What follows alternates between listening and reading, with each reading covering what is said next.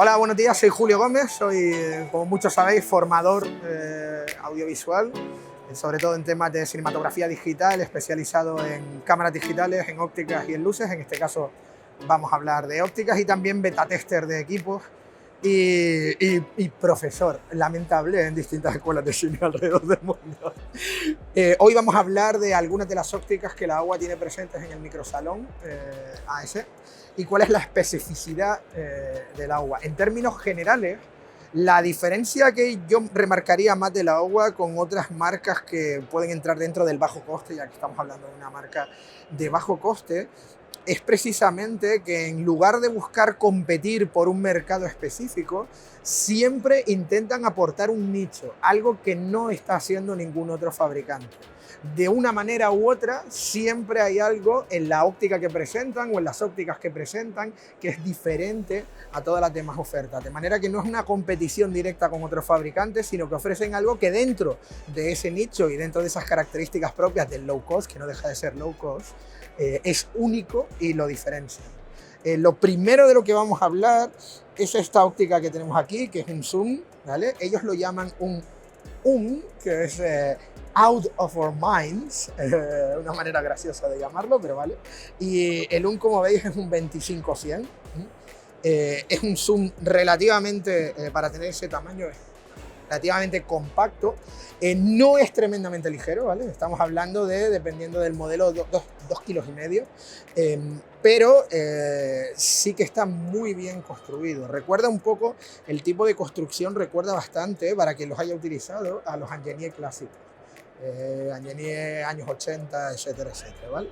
Este zoom compacto tiene un look muy suave, un contraste bastante bajo y es relativamente cálido, una ligera dominante verde. Pues sabéis que básicamente para que una óptica sea más cálida o más fría, el fabricante actúa sobre todo sobre el eje del verde y el magenta, más que sobre el de la temperatura de color propiamente dicha, que iría del azul muy oscuro hacia el naranja muy brillante, porque en realidad el ojo humano básicamente ve más bien naranja y no rojo, pero bueno.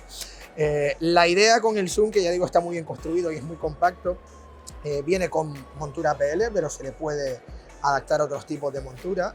Incluso hay una versión que no tengo ahora aquí, específica con montura RF, o sea que se puede pedir aparte. Es verdad que esa es la única versión que se puede pedir aparte.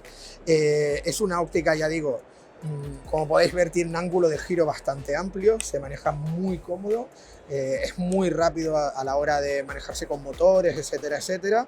El look, insisto, es muy cálido y muy suave, no es tremendamente agresivo en cuanto al microcontraste, o sea que la impresión es de que tiene una resolución muy suave, aunque en realidad el contraste y la resolución son cosas diferenciadas, están relacionadas, pero son diferenciadas, y tiene la peculiaridad de que además se le puede adaptar una serie de adaptadores que también fabrica la AUA. El más interesante, el más peculiar de todos, es un adaptador anamórfico.